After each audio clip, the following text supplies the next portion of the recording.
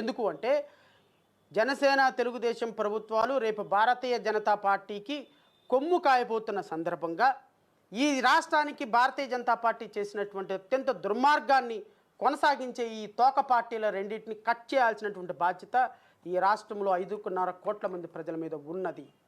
మీరు వాడే అవకాశవాద రాజకీయాలు, మీరు చేసే వ్యభిచార రాజకీయాలు, మీరు చేసే అత్యంత దుర్మార్గకరమైన రాజకీయాలు ఈ రాష్ట్ర ప్రజలు ఎప్పటికీ విశ్వసించరు.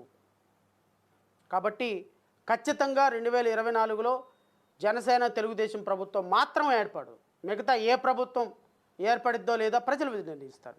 బట్ నాకున్న చిన్నపాటి పరిజ్ఞానంలో ఇవి 2 ప్రభుత్వాలు రాకుండా 50 కాన్స్టిట్యున్సీల్లో ఖచ్చితంగా 50 మంది అభ్యర్థులను ఓడించేటువంటి బాధ్యత జేబీఎం పార్టీకి స్పష్టంగా తీసుకుంటుంది. ప్రజలు ఆశీర్వదిస్తే ఒక ప్రజాస్వామ్యబద్ధంగా పరిపాలించే ప్రభుత్వం రావాలని కోరుకుంటున్నాను. ఆ ప్రజాస్వామ్య ప్రభుత్వం ఏదో ప్రజలు నిర్ణయిస్తారు.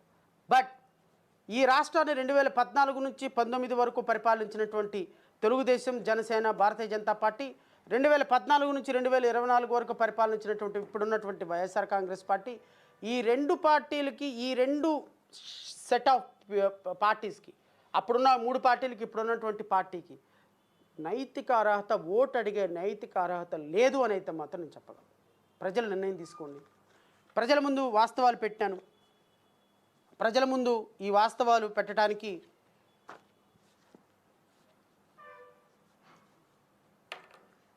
నాకు సమయం దొరికింది.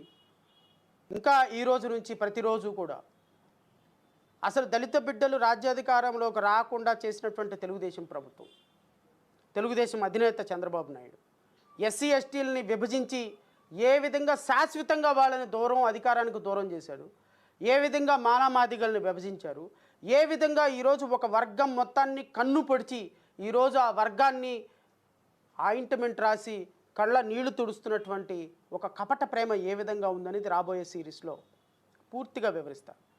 ప్రజలందరూ ఈ వాస్తవాలను గమనించండి. రేపు ఓటేసేటప్పుడు మనం ఎందుకు ఓటేస్తున్నాం, ఎలా ఓటేస్తున్నాం, ఎవరికి ఓటేస్తున్నాం, ఇలాంటి పార్టీలకు ఓటేస్తే మరలా రేపొద్దున మనల్ని ఏ విధంగా ఈ పార్టీలు వాడుకొని వదిలేసి వెళ్ళిపోతాయి. మరలా చూసారా, మాకు అవకాశం ఇచ్చారు, మేము తప్పు చేసినా మళ్ళీ ప్రజలకు న్యాయం చేద్దామనే ఆలోచన ఉండదు. ప్రజలు గొర్రెలు, ప్రజలు పిచ్చివాళ్ళు. 14 నుంచి 19 వరకు వీళ్ళని ఇంత మోసం చేసినా మరలా మచ్చి నేను మైకి పట్టుకొని నా కొడుకు పాదయాత్ర చేస్తే మళ్ళీ నేను ఆహా ఓహో నేను మీకు అది ఉచితం ఇస్తాను, ఇది ఉచితం ఇస్తాను అంటే గొర్రెలందరూ ఓట్లేశారని తెలుగుదేశం పార్టీలో ప్రజల గురించి హీనంగా మాట్లాడుకునే రోజు రాకుండా ఉండాలి అంటే ప్రజలు విఘ్నతతో ఆలోచించాలి, విధేయతతో ఆలోచించాలి.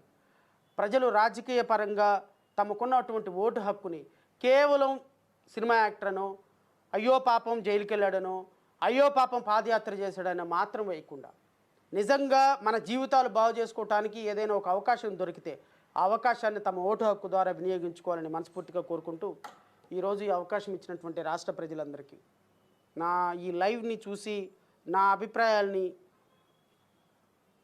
అభిమానించవచ్చు, ఏకీభవించవచ్చు, ఏకీభవించకపోవచ్చు. బట్ ఏకీభవించే వాళ్ళకి ఒక నమస్కారం, ఏకీభవించిన వాళ్ళకి 2 నమస్కారాలు తెలియజేసుకుంటూ మరలా రేపు ఇదే సమయానికి